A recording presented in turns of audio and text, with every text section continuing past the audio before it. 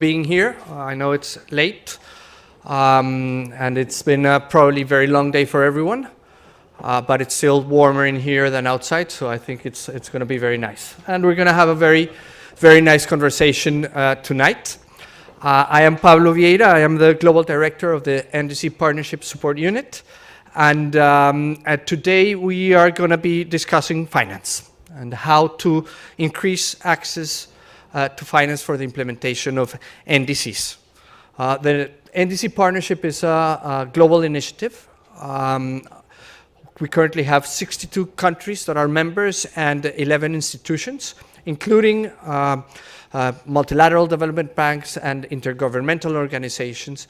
So we believe this is a perfect space to discuss how countries can have strong conversation with their development partners, with the banks, to see how to move forward the ambition in terms of accessibility to finance for the implementation of NDCs. It is clear that globally there is a requirement in the trillions of dollars for the implementation of NDCs. And what's available, which is very important, might not be enough, but the reality is that accessing it is not easy. And it's a big challenge for many countries. And it's a challenge also to channel the resources that are available into a real low carbon growth pathway. So development banks, private sector have been working in developing different approaches so that they can enhance the access to finance for the implementation of NDCs. And countries are also strengthening their capacity so that they can produce better financial plans, bankable projects, strategies, and they can use their own budgets to bring in more interest from banks and from the private sector. But there's still a lot to do. And we're very happy to have representation from our institutional partners and our member countries to start this discussion and to see if there's an opportunity for an initiative such as the NDC Partnership to start bridging those differences in terms of what is needed from both sides to accelerate the delivery of finance. We have come together to tackle a few questions. The idea is that at the end of the day, we can come to certain conclusions that will allow us to set the work for the next year or years under the partnership and with other members and partners to accelerate the access to finance. We want to know what is the specific experiences that countries have had in terms of financing their NDCs. What is their experience in working with multilateral development banks and supporting the implementation of NDCs through this collaboration? What has worked? What hasn't? What is needed to accelerate finance? We want to know also how far development finance can go towards the implementation of NDCs and what strategies are replicable and how we can unlock new sources of finance, especially by involving the private sector. We want to see some examples in terms of concrete initiatives by development banks, by development partners that integrate NDCs with the work that countries are doing to unlock finance for NDCs. We want to understand what are those internal barriers in the institutions and what are the challenges and experiences that have worked to unlock this finance. How can countries better work with multiple development partners at the same time so that they can actually align and coordinate the implementation and the use in a more efficient way of available finance? And finally, what can the NDC Partnership do in the way forward to help member countries better access finance? That's one of our 3 pillars of work. So it's a priority for us as a partnership, and we want to hear the opinions of our panelists, but also of you out there to see how we can move forward in this.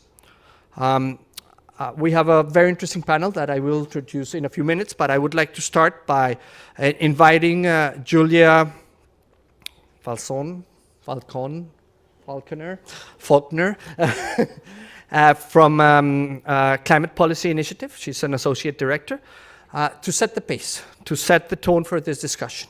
So please, Julia, come up to the podium, and I think we have your presentation ready. Thank you very much, Pablo. And thank you for the invitation from the NDC Partnership to give you a bit of a flavour and context on the numbers on global climate finance flows as we see them. We just published our latest global landscape of climate finance last week, so these numbers are hot off the press, and I've got a few of the publications printed here if anyone would like a copy.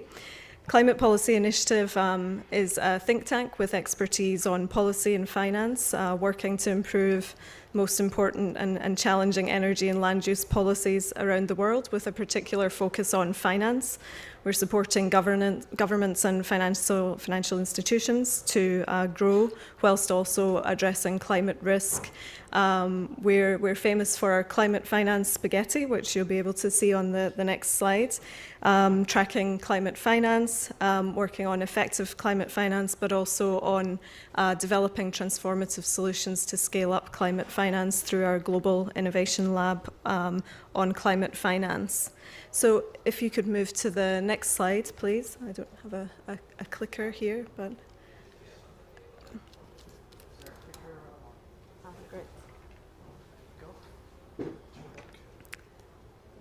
Great. So sorry, it's a little small here, but I'll give you the headlines. So we found that the latest global climate finance picture is that on average in 2015-2016, annual climate finance flows globally are $410 billion of new investment to address climate change. 2/3 of that is private, 1/3 public. 93% is in mitigation, just 5% in adaptation. 80% of the flows are domestic, so really highlighting the importance of good enabling country environments, policy environments to promote private investment. This really is a reflection of the data that's available to us as well. So on the private sector side, unfortunately, we have very little data available on sectors outside of renewable energy, some on energy efficiency, but certainly no data comprehensively at the global level on private adaptation finance. We also don't capture domestic public expenditures of domestic public budgets. At the global level, we are doing activities with individual countries. In Indonesia and Cote d'Ivoire, we've done a sort of similar tracking of climate finance at the national level, really tailored with national definitions to understand the baseline for implementing NDCs. But this is a picture we have at the global level. Now, we at CPI, we've been tracking climate finance now for about 6 years, and this is the sort of year-on-year trend that we're seeing. We have seen a peak in 2015. Maybe this was something to do with the Paris effect, not the Copenhagen, in the sort of especially private sector interest and activities in the run-up to Paris.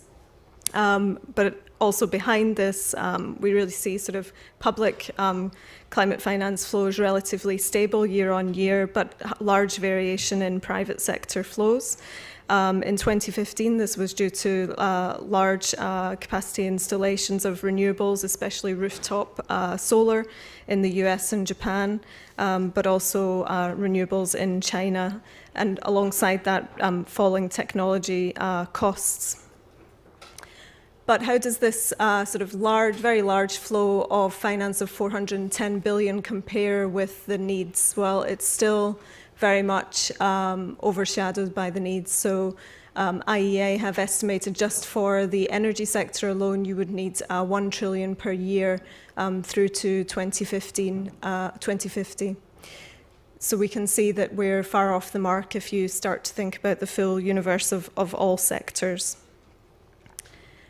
looking at the role of individual actors, on the private side, project developers are the most active suppliers of climate finance, along with households and corporate actors and businesses themselves.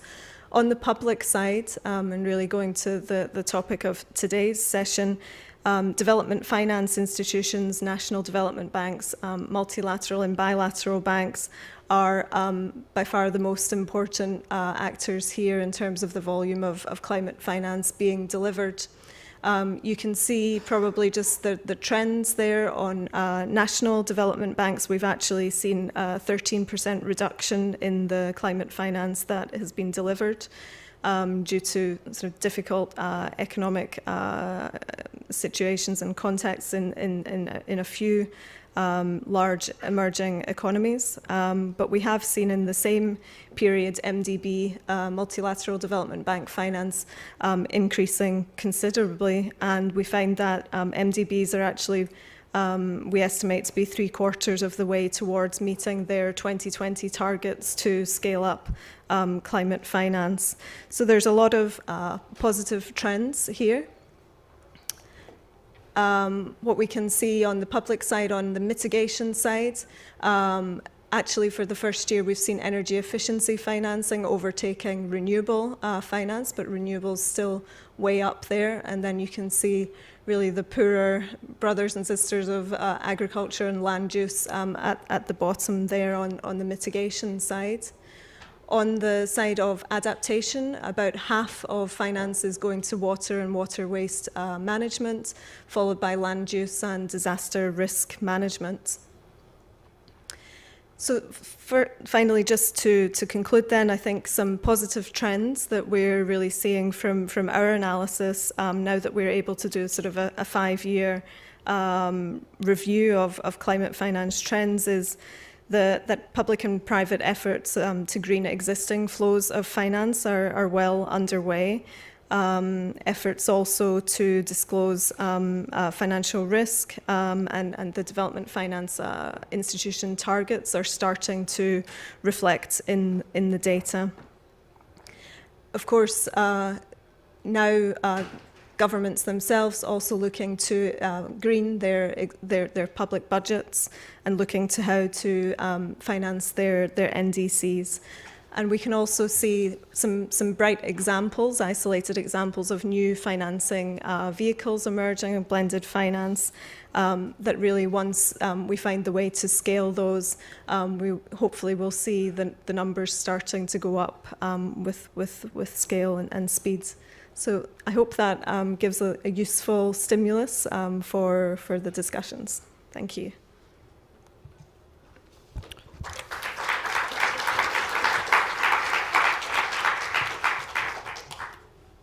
Thank you very much, Julia, for this. I think it's very appropriate in terms of understanding what's going on, the challenge that we have in front of us, even though that good progress, as you say, is seen at this point. It's very important to understand innovation from the institutions in terms of how to be more effective. And I think that we're going to have an opportunity to listen to a few institutions or initiatives that will show some innovation. But I would like to start first with a country perspective. Juan Carlos Arredondo is the Director General for Climate Policy from the Ministry of Environment, the Secretariat of Environment of Mexico. And we would like to ask you, in terms of the position of a country, the perspective of a country, how are things looking with regards to finance accessibility and the state in terms of challenges and opportunities that you see from the position of a government to access better finance? Yes. Thank you. Thank you, Pablo. Good evening, good night, everyone. Thank you for taking the time to be here. Do you want the short answer or the long answer to that question? So you're the only country, so you can have the long one.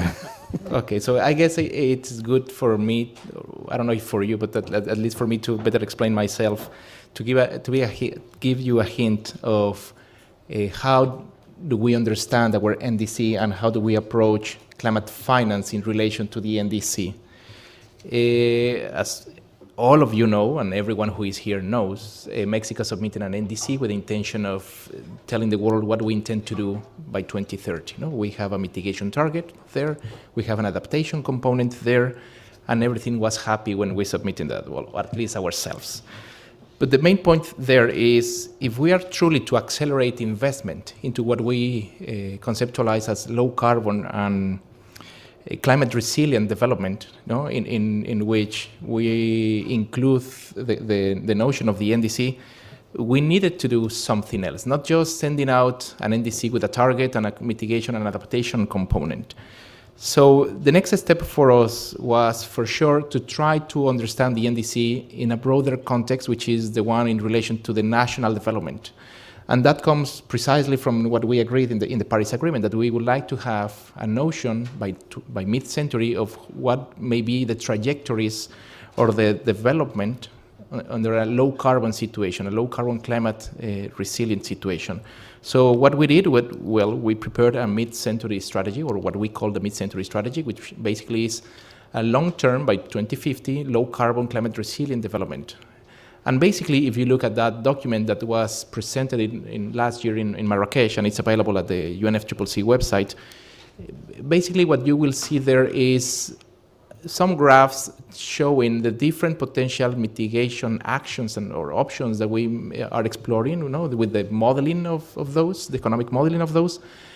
And in essence, what you will find is a graph that shows you what will be the baseline of our emissions, what will be a potential trajectory if we comply with our 22% target by 2030, and keeping that all the way to our national target that we have for 2050, which is in our national climate change law, and also another trajectory, potential trajectory that may include our conditional target, the 36% greenhouse gas emissions reductions by 2030, and of course also going all the way to 2050, to the same target that we have. So in essence, the mid-century or the long-term planning, at least the modeling, tell us that we may follow different trajectories, in essence, and that the NDC targets should be in that context. So the NDC is just a way to achieve the long-term vision for ourselves. And the most important bit was not understanding that, but actually what goes underneath. What is behind the NDC and what goes behind the notion of the long-term goal. So we needed to better understand what would be the sectorial contributions, of course, to the emissions on one side, in the case of mitigation, but also in terms of the reductions. So we engage ourselves in technical work within the country to better identify what the 22% may be comprised of. How much of that comes from the transport, how much may come from agriculture, how much may come from energy efficiency, and so on. And we didn't stop there. We continue the work on the costing of those options. So of course we have to make assumptions in terms of, well, if these 30 different policies or measures are the ones delivering those reductions and that percentage, that goal, how much money, how much is needed? So with the National Institute of Ecology and Climate Change, and the author of that is just here in front of me, Miguel, we went into costing those 30 measures, and we basically estimated that in the next 15 years, or in between 2015 and 2030, we may need something around $120 billion over that period of time for us to be able to implement fully, without anything stopping them, to fully implement those 30 measures. So up to there, at least we have an idea of the amount of funding. But we couldn't stop there because we also have a 36% target and a potential trajectory for that.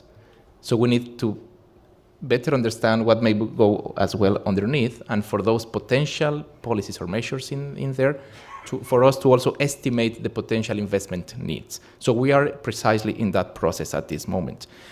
But the next question would be, well, if we want to accelerate the investment and we need to mobilize funding for those potential measures or actions, we cannot just stay at the conceptual level of, well, we will increase energy efficiency by 3% in industry, or we will go out and do something on agriculture or the conservation of forest. So we are in the process of preparing an NDC implementation plan. So what do we mean by that? Is transforming the concept of the targets, the estimates of the potential measures or policies or actions that may deliver those percentages, and going into the specifics of what specific projects we may implement in each sector by public or private entity with public or private finance. So if we transform the NDC all the way into a portfolio of projects, which is the intention in the work that we are going to engage for the NDC implementation plan, we will be for sure in a better position to come back to my fellow colleagues of multilateral development banks or to the NDC Partnership or whoever may be interested into this, for us to tell the world, well, these are the investment needs, these are the specific projects, this is what we want to do on mitigation, and also we want to conduct similar type of policies, measures, costing on adaptation, because adaptation is also a component of our NDC. If we have that, if we achieve that, which is what we are working on right now, for sure we will be in a position to say, well, we know what we want to do, where we want to get, how we want to implement this, how much is needed, who is going to pay for that, and the question will become into something different. How do we know that we are on track? At some point, we will have to monitor that, the implementation of, and we will need to have a tracking system that provides certainty, transparency, and clarity to everyone. So in essence, that's the whole idea of what we are trying to do with our NDC in terms of transforming the notion, the concept, into the specifics. And I take the opportunity to highlight a first exercise on trying to transform some elements in the NDC into specific projects. With the support of the British government, and I don't know if anyone from the British government is around, but basically we engage with colleagues from BASE, the Department for Business, Energy and Industrial Strategy, I think is the correct name, into what is called the Climate Finance Accelerator. And why to do that? Well, basically, we created an initial set of 5 potential projects that may contribute to the NDC. We took the information on those potential projects. We embarked ourselves in a trip to London for a week, enjoy the British food and so, and we did, yes, we did. And basically what we did is to talk to financiers from the City of London, so the financial world, or one of the financial centers of this planet, for them to better explain us, technical guys from the climate change, the environmentalists, what do they mean by climate finance, what type of information they may want to see into the projects, what level of detail. So for us to be able to tell a better story of this is what I want for you to finance. If you are a public institution or a private institution, if you are a multilateral development bank or a national bank or whatever may be the option. But at the end of the day, basically what I'm telling you is we need to transform the concepts, the targets, the actions into, according to the financial guys from the City of London, bankable projects. So the challenge is not a minor one, because you need to be consistent, not just in telling this story whenever we are invited to one of these forums, but on actually delivering on that narrative, on actually being able to transform those concepts into these portfolios and those concepts into implementation plans, and actually being able to go to the next COP or whatever meeting we have in front of us with something under our arm that we can distribute and that we can use to tell everyone, this is the amount of money that we need, how much can you give me? Well, that's not the intention, of course, but actually to help mobilize the financial flows into what we think is important and into what we think are the priorities for the country, and ultimately, of course, into what we need or what we think is low carbon, climate resilient development for our country. That's the summary of what we are doing, and that sets the stage, I think. Thank you so much. And that was very useful, especially because the story that you tell is a story that not many countries have followed in terms of a comprehensive process that starts with a law, one of the first laws on climate change in the world, that then looks into a mid-century strategy, which is also one of the only mid-century strategies in the world, goes down to an NDC implementation plan, and is now reaching a point where turning those actions into bankable projects is a huge challenge.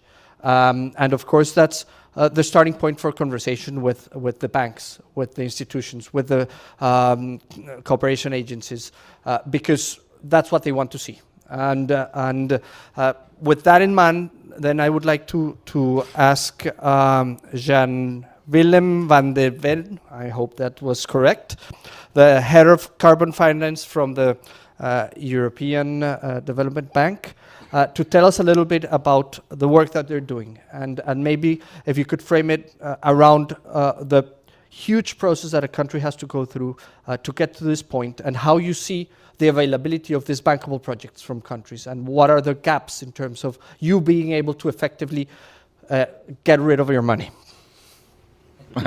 Get rid. Okay, we're still a bank, so we want part of it back at least. But thank you for the introduction.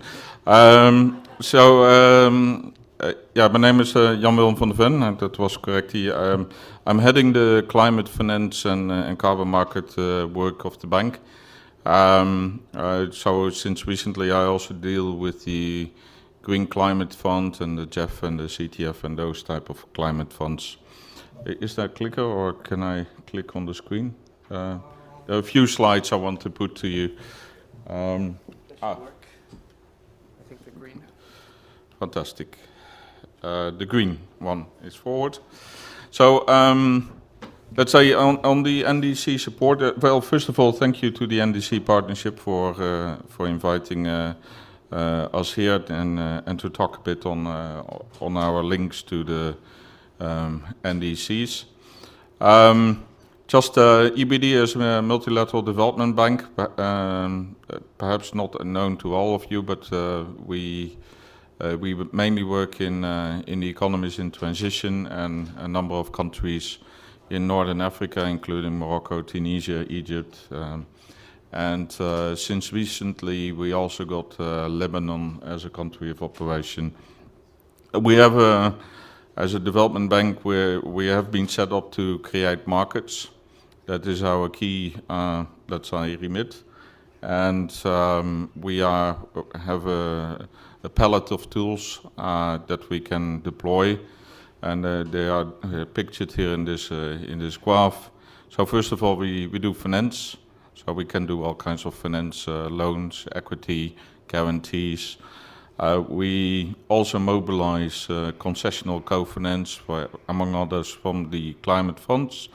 And then we provide and use these funds towards policy dialogue activities and technical assistance. Now, when the NDCs came around, so we were in this area of, let's say, policy and investment already for quite some time. But of course, now with the Paris Agreement and the NDCs, we have a hook for these activities in relation to climate change. So the way we see it is that so the NDCs in the countries, they set the tone. Yeah, they give an overall big picture target as to mitigation goals and adaptation goals and other, let's say, sustainable development goal type of objectives. So those aspirations and targets and so on, they need to be converted in real action, and for us as a bank, that means investments. But let's say where we are doing work on that, and then next week there should be, as a matter of fact, tomorrow, we have a session outside the bond zone where we talk to what does these NDCs mean in terms of legal implications. Yeah, because eventually we are a bank and we lend towards projects under, let's say, local national laws and regulations. So it's not that we can provide funding against an NDC. It's we provide funding against a project in the context of some regulations. So we need to know what is our recourse when we provide finance to projects. That's very important. So for us, the NDC basically then very quickly comes down to Does the country have an energy efficiency regulation? Do they have a renewable energy feed-in tariff system? Or do they have a carbon market or a carbon pricing scheme or carbon tax? All kinds of structures that are basically at the national level or sometimes even at the regional level that, let's say, provide the kind of the enabling environment for investments to happen. So it's that's an important aspect. So I think it's good to see very aspirational goals in the NDCs, but it is also very important for us to see the route towards actual legal implications in the countries we work in. Then, of course, the way we see this is we have investments, we do the MFE, we look at the outcomes and the results, and it's then, of course, very important to tell the good story. So we have credit lines on energy efficiency through local banks, where the let's say the good story, so let's say the milk processing plant that suddenly starts to make a profit due to energy efficiency measures. Those are all very good stories in order to show to these entrepreneurs, but also to the public, that let's say all this climate change work, that's not only for the climate, but it's also good for the economy. So there's a bit the background. Now, when the NDC partnership came to life, we were also thinking okay, what can we do? Because for us, this is again a unique opportunity to combine our already existing policy dialogue work on various pieces of legislation to the NDC. And so we have now an NDC support program where we can work again on furthering all the work on the NDCs, and for us basically also sponsoring the uptake of the political will and to make the change, and also to support again the implementing laws that are needed to deliver on the NDCs. But also then when these laws and these legislative systems are coming into play, that we can indeed show the meat, which is that we can start to invest towards real projects and programs in the countries. Now, what is key for us as a market-based bank is to engage the private sector, already in the NDC planning, but also later on in the actual implementation.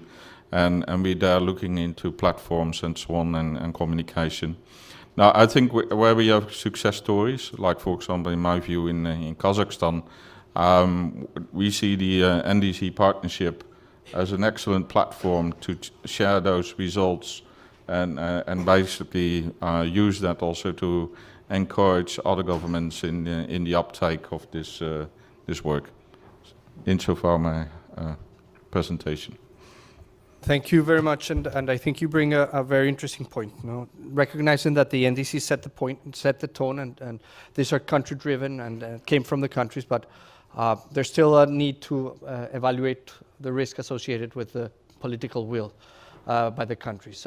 So that's a very interesting point, and I think that developing a support program, an NDC support program, is, I guess, one of those innovative ways of tackling finance under the umbrella of the Paris Agreement, under the umbrella of the NDC. So thank you very much. And now shifting a little bit in direction, I would like to ask Damien Navisset. He's the head of climate division of the French Development Agency, to tell us a little bit about the strategies that are being developed and the innovative tools that have been produced. Thank you.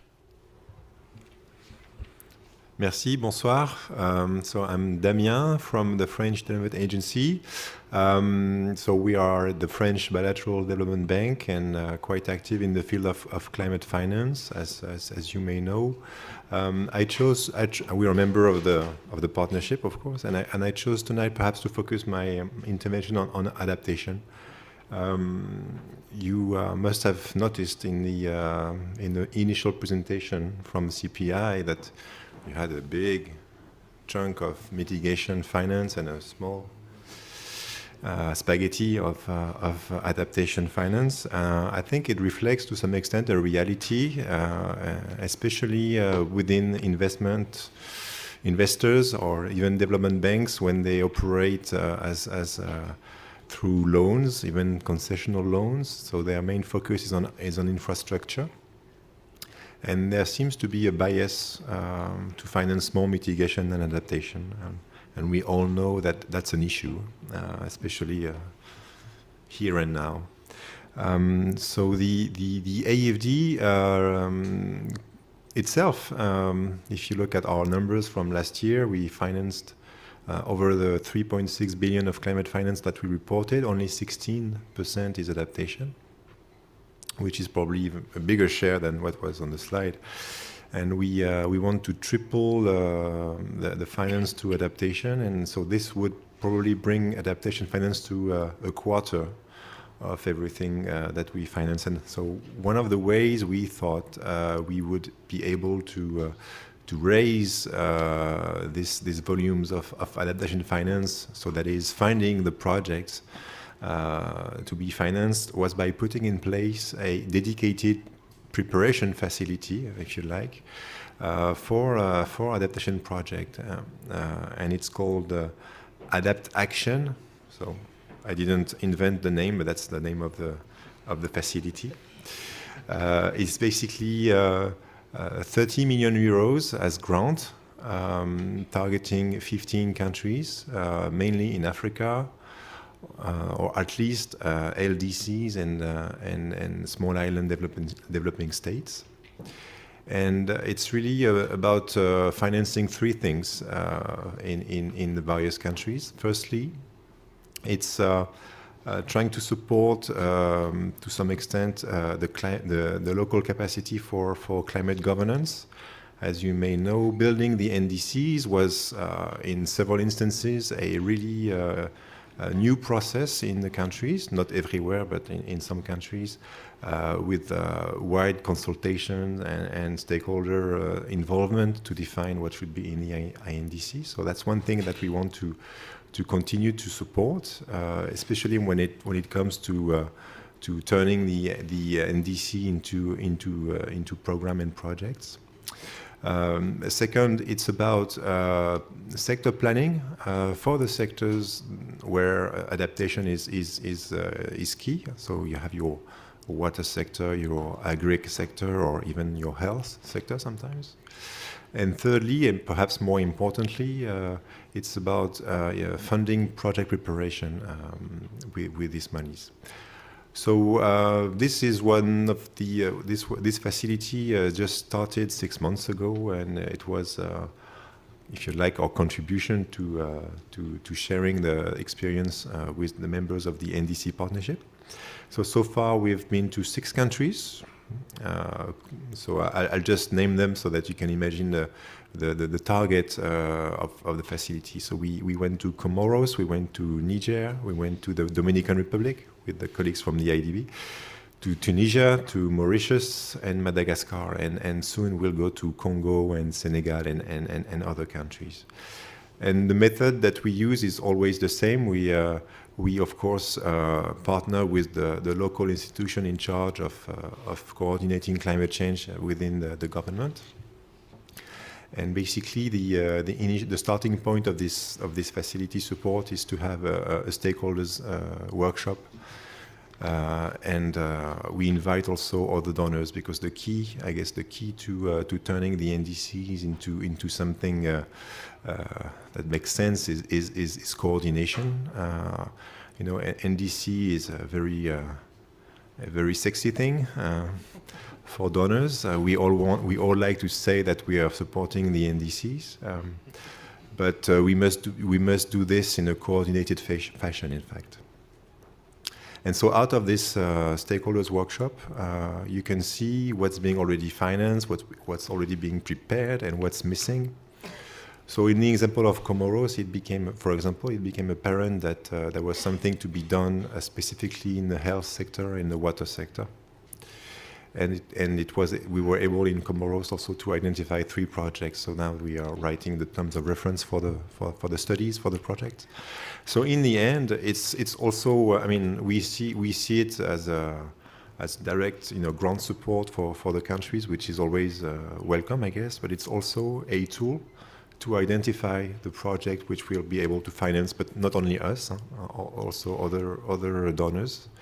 And I thought it was interesting to share this with you, that we know that we are not financing adaptation enough, and we have set ourselves the goal to improve on that.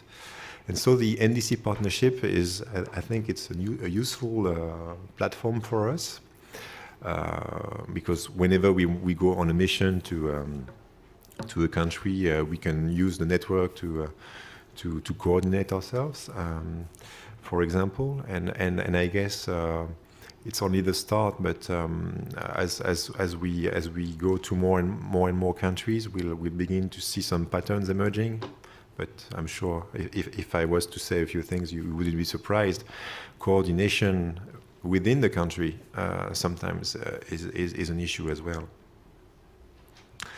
And what are the next steps? I would say. I think I should say a few words. So I told you that we know that financing or supporting NDC is the thing to say, and there is truly an enormous potential in NDCs to identify projects and have really the country in the driver's seat. But I would say that the NDCs are only still the beginning, I would say, and I'm not thinking about how to transform them into project, but the beginning in the thinking in the countries, and I include France and I include countries from the north, to define their long-term low carbon and resilient trajectories to the middle of the century. And I think this is for us the next thing. We want to mobilize yet again grant resources to work with countries to see if we can be of any assistance to define these long-term trajectories. So that requires, of course, training, capacity building, modeling exercises, but not only, also participation, also climate governance. And I think the ultimate goal for us, and that's included in our new strategy that is going to go to our board this month within the AFD, we like every project that we finance, every single one of them, so 100%, to be aligned with such strategies. So when there are strategies, in the case of Mexico, it may be easy, or I don't think it's going to be easy, but it may be, we have a framework to work with.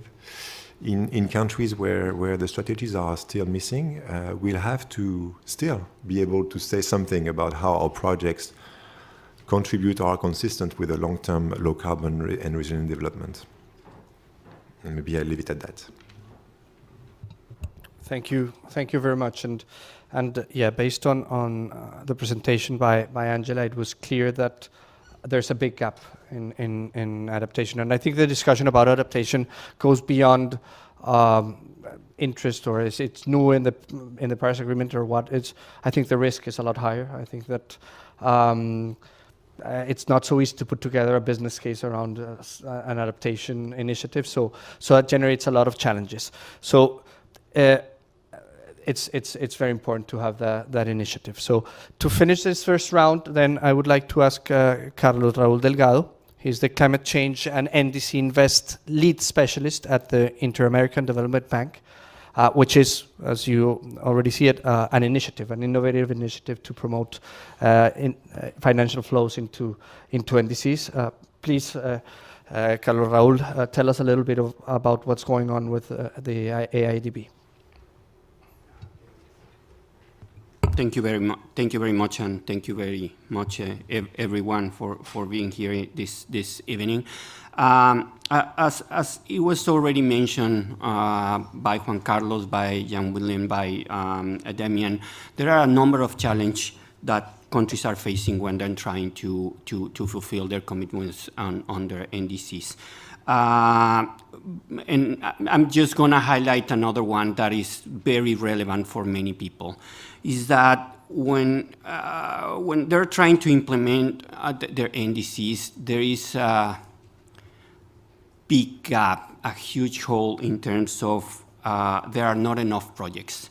There are well-designed, there are bankable, there are investment-ready projects where lenders are actually willing to finance them. In many cases, there are just an idea of a project, but there are lacking the social, the environmental studies, the licenses, the permits. We don't know if there is going to be sufficient collateral or credible cash flows. And there is actually a high probability of success that can be borne by investors. So this is one thing that we need to keep in mind always, because it's not only about whether there are the right tenors or the enabling environment is there. We need to work to create capacities in their countries at the public and the private sector level. But that is one thing, but it's not enough to have one or two projects. In order to implement NDC, we need many of them. And that is why at the bank, at the IDB, we developed the NDC investment platform, which is basically a one-stop shop in which we organize ourselves in a way that our clients can approach us and have a comprehensive package of assistance, technical assistance, financial assistance, so they can address whatever challenge that we're facing. We figure that with a relatively small amount of grant resources at the early stage on the preparation of their NDCs and the preparation of specific projects, you can avoid a lot of troubles during the implementation of the NDCs or the implementation of projects, because you advance and at the end you realize that the projects does not actually are sustainable, not only on financial terms, but also in technical terms. So one of the NDC Invest has 4 components, 4 pillars. And each one of them is designed to address a specific challenge that countries face when trying to implement their NDCs. The first component is the programmer. With this component, what we're trying to do is trying to help countries into building a credible pipeline of projects in different sectors. We try to help them and try to identify the portfolio of sustainable infrastructure projects that can actually be implemented. We already working on this. For example, in the case with the government of Chile, we are helping them to put together a financial strategy for their NDCs. In the case of Peru, for example, we are developing a strategy to engage the private sector to invest on their NDC. In the case of Mexico, for example, we're preparing on the final stage of preparing loans based on results in the forestry and housing sectors. For example, in Argentina, Bolivia, we are in the process of identifying the pipeline of projects that can be financed by private sector. The other component is the pipeline accelerator, and this is very important because, as I said, in many cases, the projects are on a very early stage of development. They lack the necessary studies, the financial modeling is not there. So we can provide that kind of service to the private sector.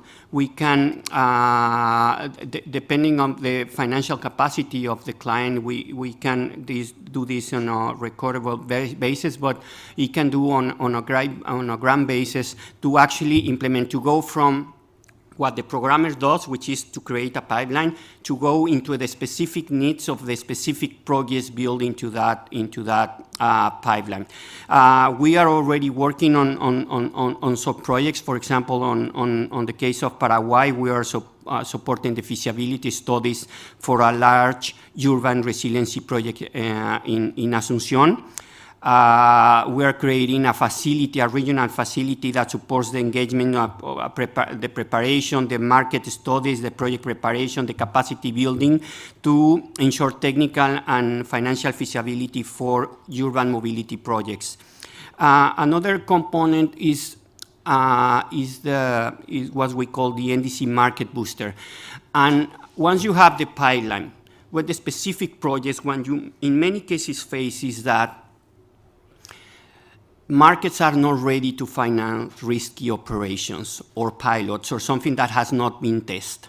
And we're trying to address this with this specific tool, would provide the necessary financing to showcase those projects, to show to the markets that they can be scaled up or replicated eventually. The other component is that countries, and it was already mentioned, countries face the problem of actually accessing climate finance on the international scene. What we're doing, we put together a team that is working with different partners around the world, for the GEF, the Green Climate Fund, and other financial bilateral donors, so we can actually help them to access those external resources beyond IDBs. For example, in the case, we're already working with the city of Asunción in putting together a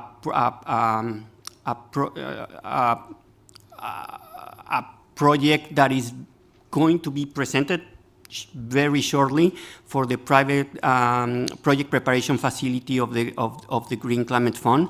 And the idea with this project preparation resort is to carry out the studies on what are the actually risks that the Asunción city faces, where are the points that are faced the higher risk, whether some type of investments are better than others, or the technology that suits better the needs of the city are there or not. So that's the kind of things we're doing with the NDC Invest. One thing that we realized very soon, and this is something that has already been mentioned, is that we cannot do this alone. We need to have a very collaborative approach on how we move forward. For example, one of the things that we do, as it was mentioned by Damian, is when we went to the Dominican Republic, is we approach the government together, trying to understand what was their needs, if they have identified priorities or no. So it was easier for us to put together a program in which we can offer to the government and say, you know what, in a more efficient division of labor, we have more experience on these sectors, on that sectors. This is what the IDB can do. So instead of competing for projects in a more collaborative way, we can actually be more efficient on the use of scarce resources. So in that way, I think that it was very well perceived by the Dominican Republic government, and we actually we're in the process of structuring an investment plan for them. And with all this, I think I'll stop here. Thank you very much. And it's I think remarkable that we have heard from the three different institutional partners from the NDC Partnership, and they have all developed a specific tool to support the implementation of NDCs. That tells us how important it is, and the amount of effort that is required. So I want to just now, based on this remarkable effort, go back to Juan Carlos, understanding that in many senses Mexico has done its homework, and the enabling conditions are there. With a clear legal and political framework that allows institutions to feel comfortable about the direction of the country. And we discussed this a few months ago, a set already of bankable projects that could be available for processes. Do you think that the stage is set, that the conditions are there, that countries will be now access money in an easier way and more effectively? Or what are the other efforts that you think, from your point of view from the government, that multilateral development banks and development partners need to do to facilitate access? Thank you, Paulo, for the question. Being the only country among banks. Well, is the table in place? Is everything set and everything is ready? Well, we're in the process of, I don't want to be over optimistic on well, we are finished and we have done everything that we have to do for everyone just to send money to Mexico or something like that. That's not the way it works. It's clearly from the presentations from the banks that you are, all of you, asking for something very specific. So risk sharing, information, certainty, legal implications. These are the type of words that we always hear as country, or the technical side of the country, when you interact and approach financial institutions, whatever type of financial institution may be. It may be the National Development Bank, or a multilateral development bank, or another type of institution. And there are still other things that need to be done. For instance, there is still tension in terms of donors' countries. As you rightly said, well, all of us would love to help you with your NDC. So sometimes we are overwhelmed with the offers for support. But at the same time, it seems that it depends on who you are talking to.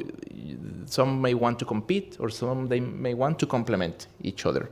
And it's up to their mandates, it's up to the personality of the people who go to the mission into the country.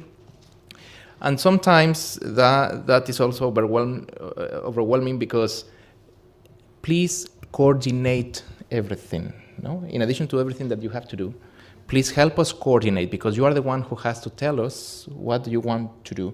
So that tension it's nice to have that type of competition, the competition on offers for support, but also it creates the need for you to be more strategic in terms of what you want to do. And I mention this because about NDC implementation or funding of, as I said, well, there may be not enough public money, or we need public and private money or investment into this. And also we need to understand ourselves, the technicians on the climate change side, and also the Ministry of Finance and the financiers of the countries and everyone else, that there is not just a single instrument that will solve everything. And it is not just a single pipeline that will solve everything in terms of helping us achieve our targets. For instance, and I will just mention some examples, I'm not excluding or highlighting anyone or anything, but in terms of translating our 22% into the potential cost of that, the 120 billion, well, the government of Denmark help us on that regard. Transformation or the identification of the policies and measures for the 36% and the costing of those, well, Germany is helping us into that. But these are technical assistance projects. So it's a different size, a different approach, a different set of requirements. Of course, it involves a lot of work in terms of defining the terms of reference, the outcomes, the outputs, and all the terms that you use when you, well, you know the drill.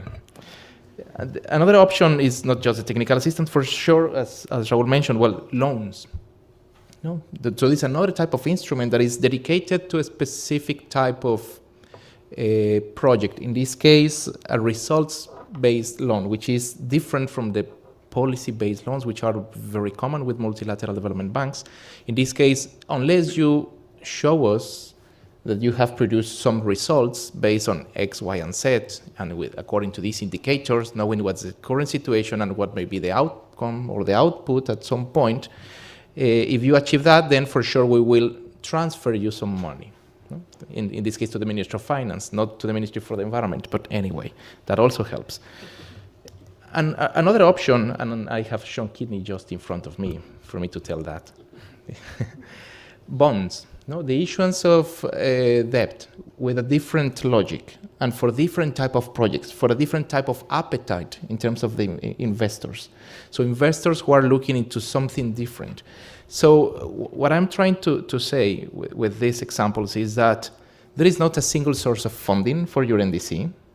You need to understand that very well, even in the process of trying to transform the NDC, the target, into the policies and measures, into the costing, into the implementation, into the projects, the pipeline, and so you have to be very clear and to understand yourself and your government what type of things should go for public budget, which type of things should go for the issuance of bonds, no, with certain characteristics, which type of elements we still need that could be covered through technical assistance, what may go into loans for the country or for a sector, and how much of that is for the public sector and how much of that is related to the private sector. Because at the end of the day, the most important thing for us, in being in charge of the NDC, is that we are able to account for every single ton being reduced in the country. So we are able to tell the world, well, if we have a nationwide target, this is how we have progressed, which is why I ended up my previous intervention talking about the importance of tracking the progress towards our NDC. So we're in the process of having this ready. We have not finalized. So from the public side, we are even in the about to be finished with a overhaul of our climate change fund that we have in the country, for the strengthening of the fund, so it can work and behave according to the financial standards or the fiduciary standards. That's the word, right? Yes, okay. To the financial standards or the expectations of the financial institutions, so we are able to receive funds into that, and for us to be able to allocate the funds through different instruments, being bonds, grants, or technical assistance ourselves to some projects. But all of that are the elements that we are using to set the scene. So we are not finished, we're in the process, and I haven't mentioned that, but we still need to define what climate finance is for the country. No, that's an additional bit with the financial sector, with the banks. They are working on that. The Mexican Banks Association is working on having a national definition for climate finance, which may or may not, I don't know yet, be similar to the type of climate finance definitions that you may use or that you may use, either for mitigation or for adaptation. So I will leave it there. Thank you very much. And I think that when you listen to Juan Carlos, you start to understand the size of the challenge of this for countries. And I think that the point you make in terms of that governments need to understand how to use all the possible funding mechanisms to serve the implementation of the NDCs is very important. And many countries with low capacity are focused on, let's put together projects for the GCF, and aren't even starting to think about other mechanisms like funds or how to get the private sector involved. So it's a huge challenge. So I want to go back and I'll ask this question to Carlo, Raul, to Damien, and to Jan Wilhelm, because I think it's good to get your input into this. If a country like Mexico that has done all that they have done and are an example, feel that it's so difficult and there's so much that needs to still be done, how can an approach from the development agencies, the partners, the banks, help reduce that burden? How can it help countries access money easily without having to go through something that's so difficult, for which they don't have the capacity? Is there an opportunity there? Is there something that you see that could work in terms of reducing that, the bar in terms of what is required and what is expected, risk sharing, information, enabling conditions, project quality, all those things, and of course being able to have a process such as the one that Mexico has had? Okay. Yeah, I feel lucky. Maybe I will try a different approach by illustrating something which I think I have mentioned it in my presentation. It's called the International Development Finance Club. It's a club of 23 national and bilateral development banks that are working together The group was created 6 years ago, and it was about thinking together on how we will ever access money from the Green Climate Fund. I'm happy to report that the National Financiera is a member of this club, and so they share the same definition of climate finance as the other members, including the AFD. So there's a start, and I think the idea also that well, what we find very commonly in the countries is the national development banks and even the national commercial banks. They are ultimately the biggest financiers of the economy and the biggest providers of climate finance, regardless of the definition. And so we've been able to engage with those local financial actors through green credit lines. I think it was mentioned by the colleague from the EBRD, but also on a very practical approach, because green credit line is about I lend you money, you on-lend money for projects, and here is how you should go about it so I can report it back. So it's a nice thing, but it's not a relationship between equals, if you like. But within the IDFC, within the club, it's really a relationship amongst peers, one man, one vote, if you like. And through this group, we've been able to build capacity in terms of now that there's almost 10 members of the group that were accredited to the Green Climate Fund. And I also think as a group with consolidated assets of several trillions, we also are more efficient in our dialogue with the Green Climate Fund. If you're just a bank and you're accredited and you want to interact with the fund and propose ideas, it's not always easy. But as a group, we're able to maybe be more of a counterpart to the Green Climate Fund and make access easier for the whole group. Thank you very much.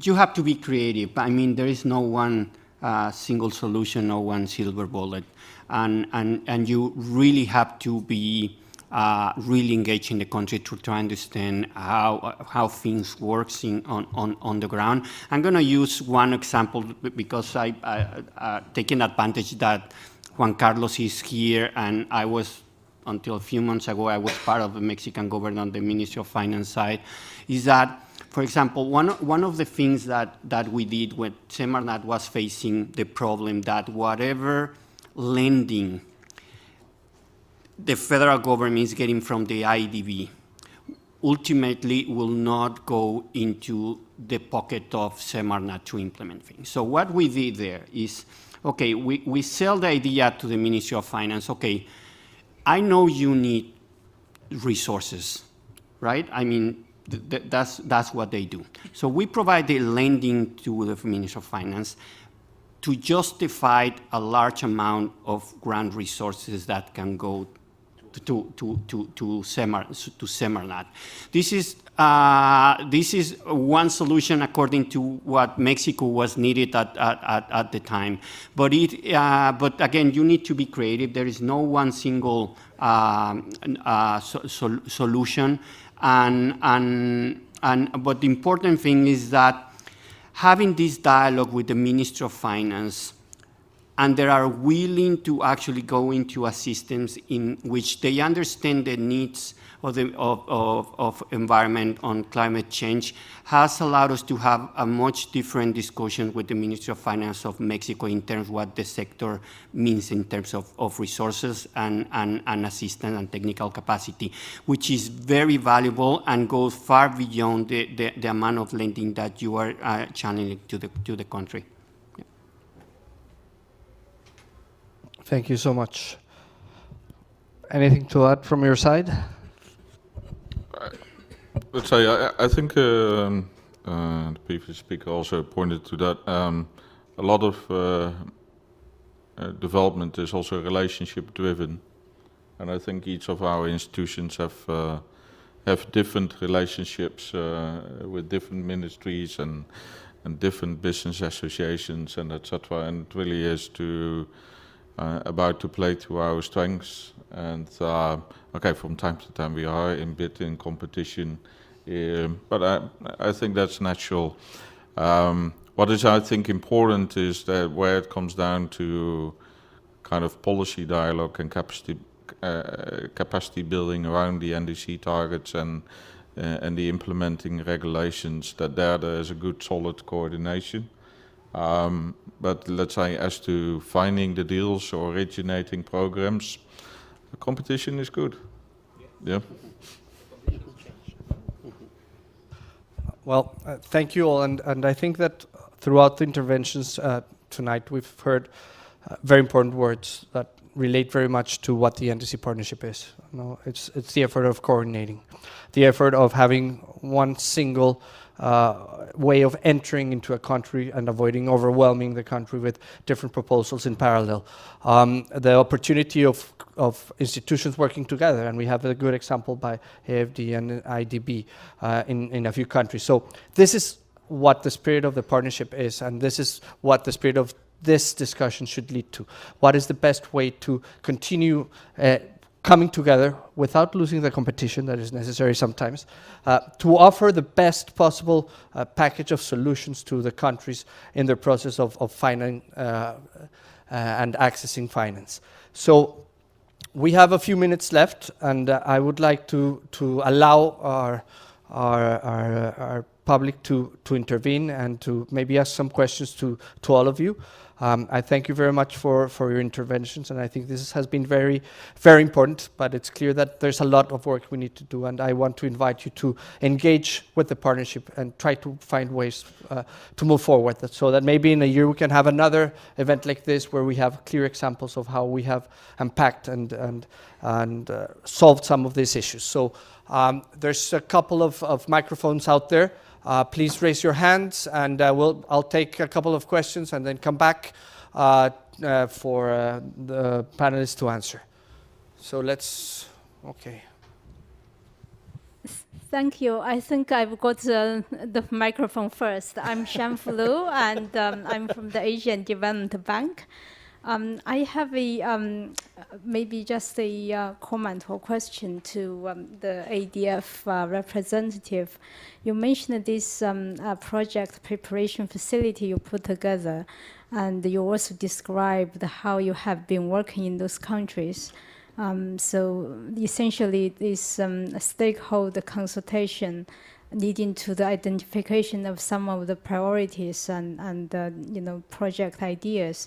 And then we also heard our friend from Mexico, and they have done their own homework and looked at the NDC document and even did the costing of some of the measures eventually leading to the contribution being achieved. So I just want to say, for AFD, like other ADB, I know we have upstream policy documents or strategy working with countries. Every few years, ADB would work with countries to develop our country partnership strategy.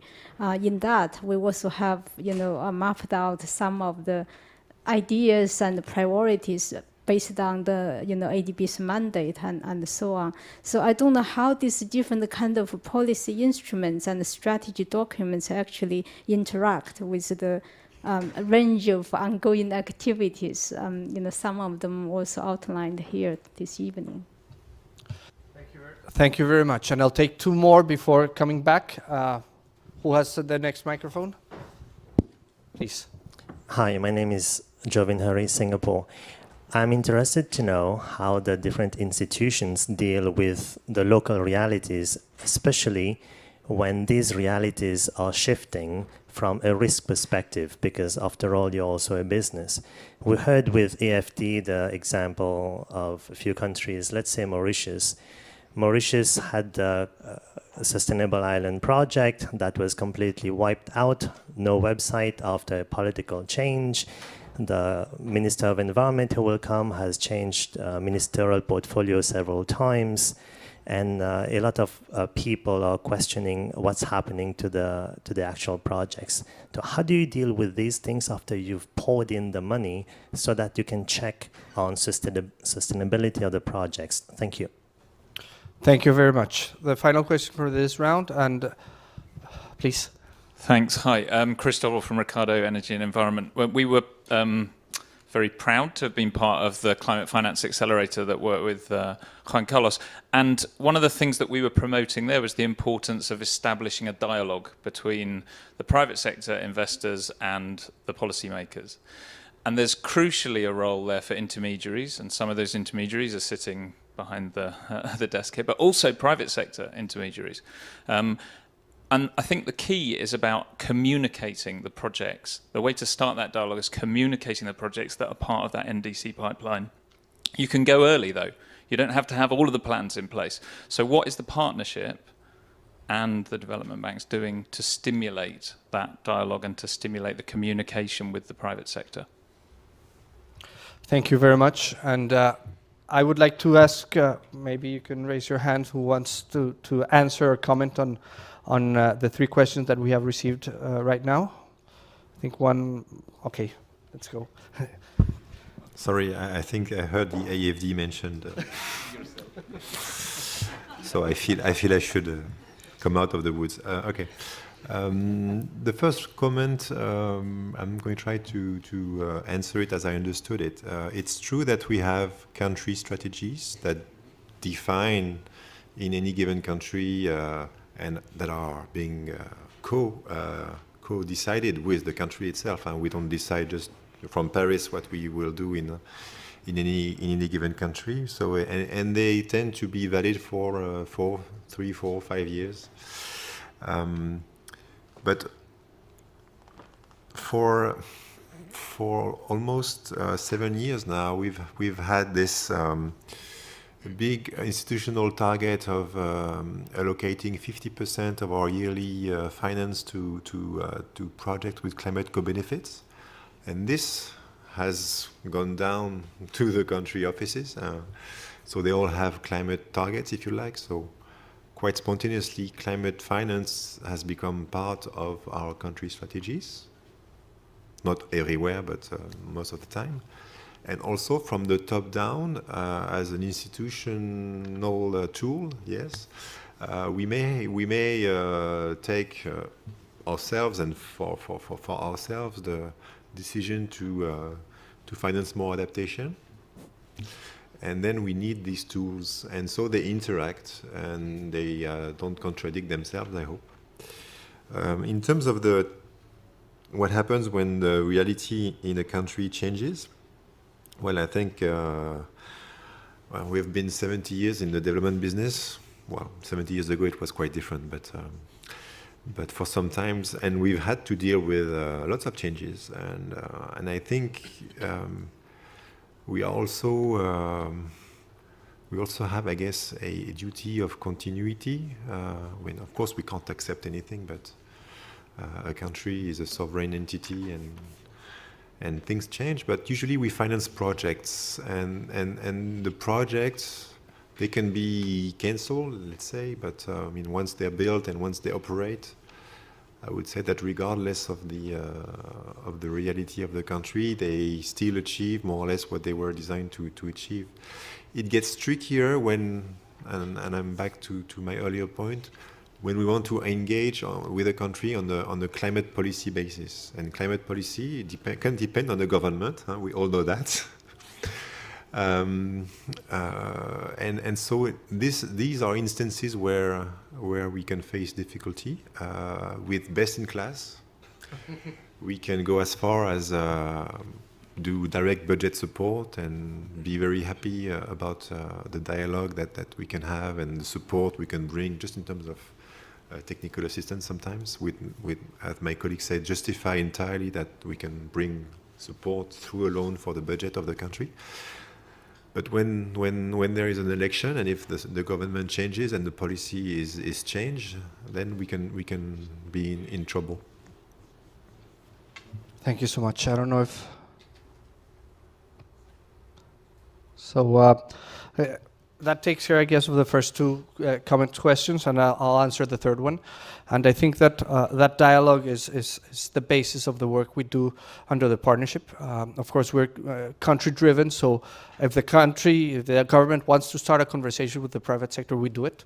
We've done it in several countries where the government is part of a workshop where they present their NDC and the specific goals and specific needs that have been identified and gaps in support, where we have the development partners and the financial institutions presenting the type of projects and portfolios that they have.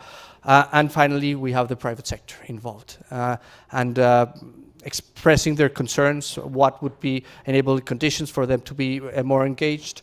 And that comes together in what we call the partnership plan, which is identifying what are those actions, those priorities, and those stakeholders with their roles and responsibilities well identified.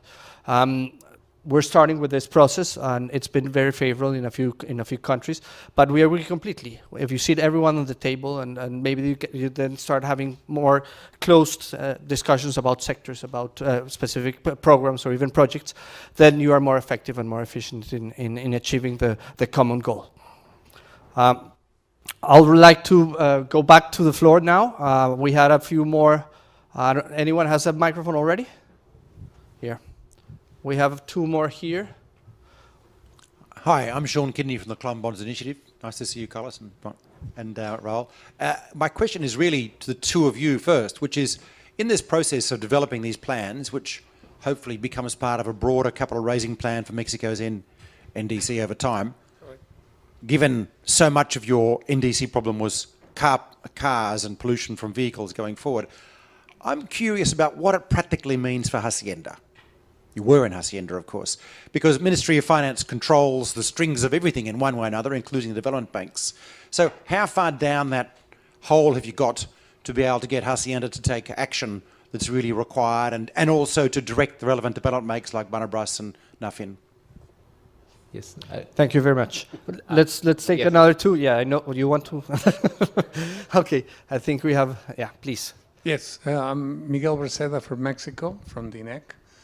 This would be a question for our three bankers, and it's a matter of human resources dedicated to NDC attention in your banks. How did you build up that capacity?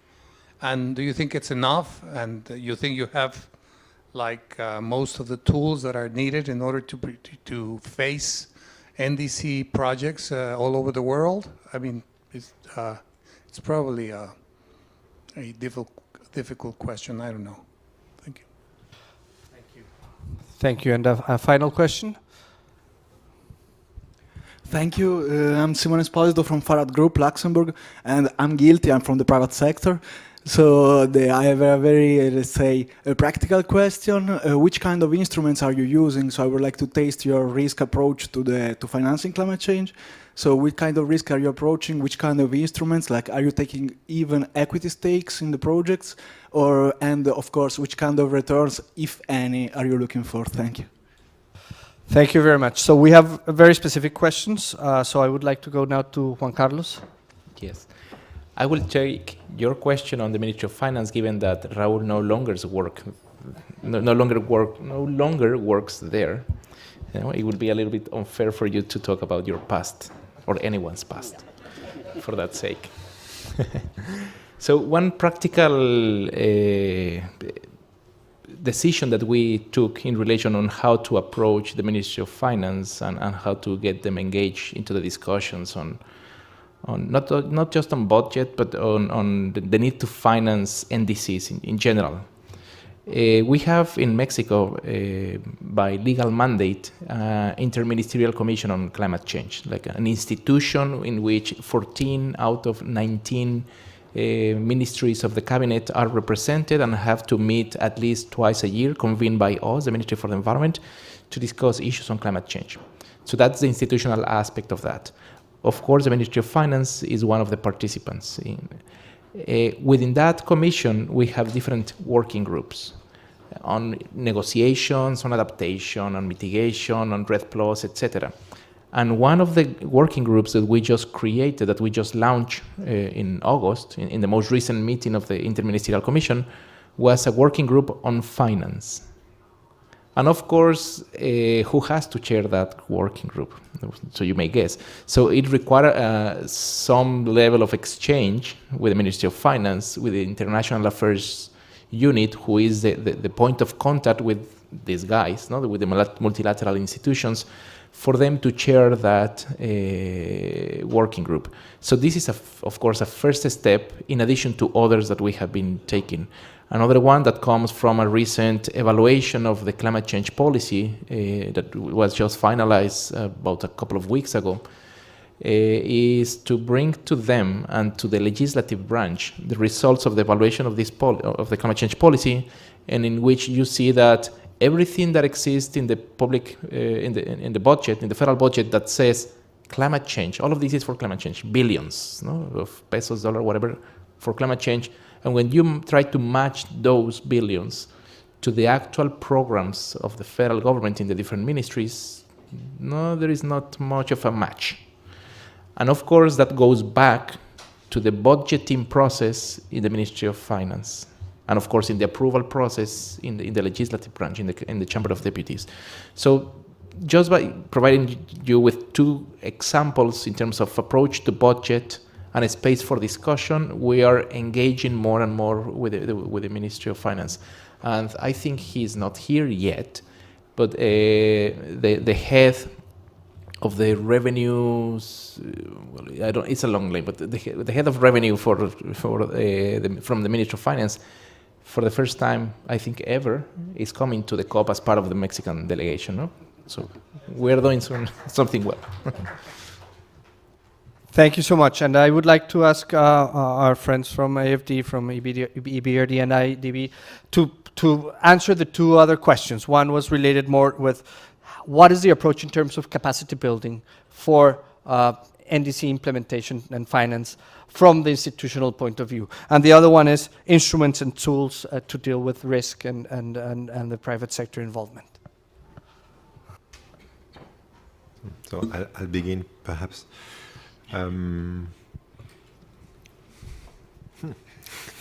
These are tough. Well, I think what I presented answers to the first question to some extent, and what happened for AFD is that we had this 50% objective, which is quite interesting when you think about it. And then came COP21, and our president gave us more resources. So basically, he said you're going to grow by 50% within 5 years. So we are every year we are just financing more and more projects with climate co-benefits. And so you can only do this for so long. You know, I mean, growing, without getting some tools in place to find the projects. And the facility I presented is one example, but we have other examples on renewable energy. You may be aware that France has pledged 3 billion euros over 5 years for renewable energy in Africa. And so we had also to put more resources to find the project and implement them.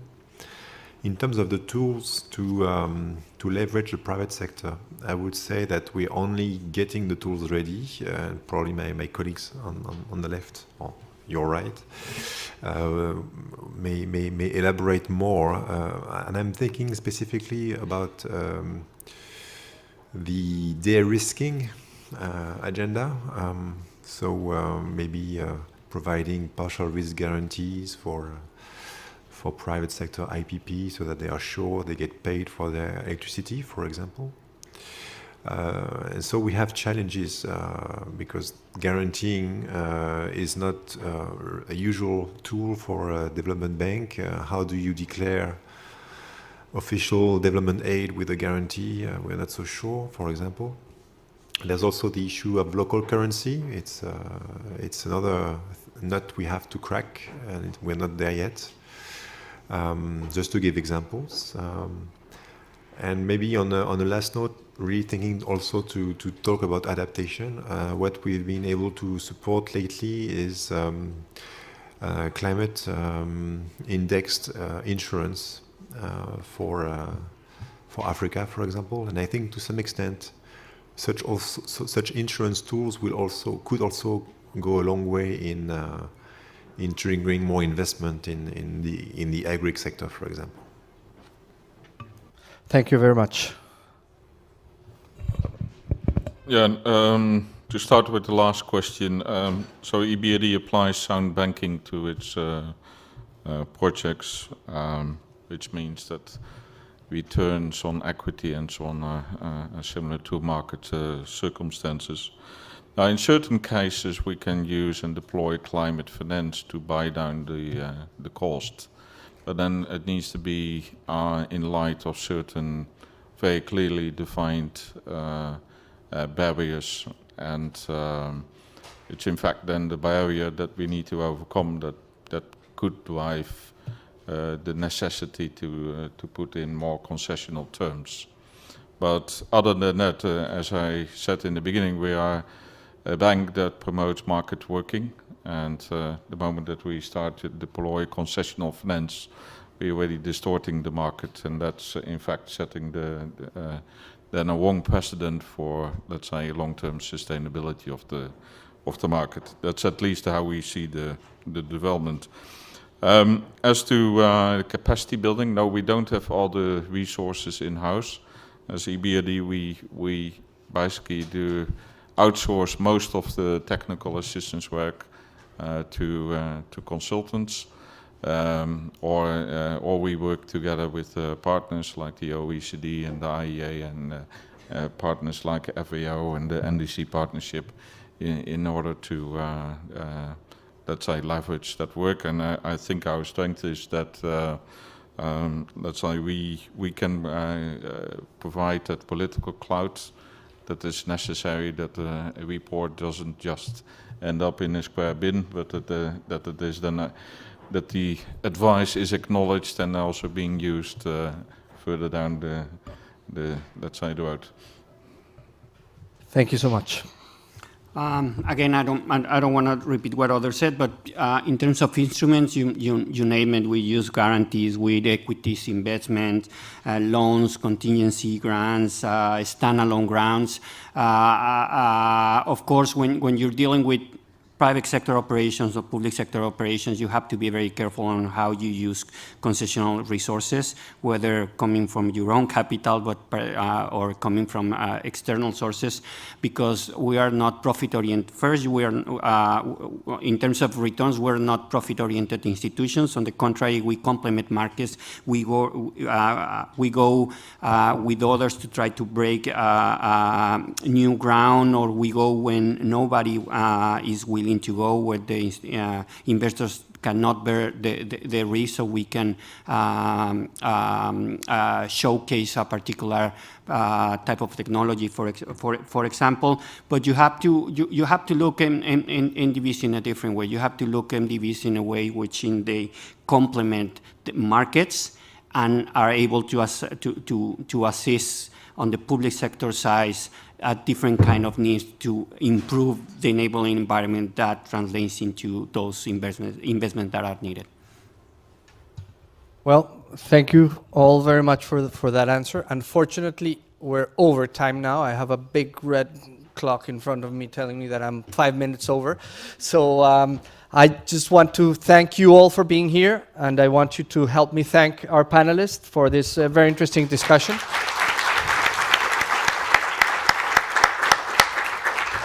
And hopefully this will become a tradition in COP. So thank you all for being here.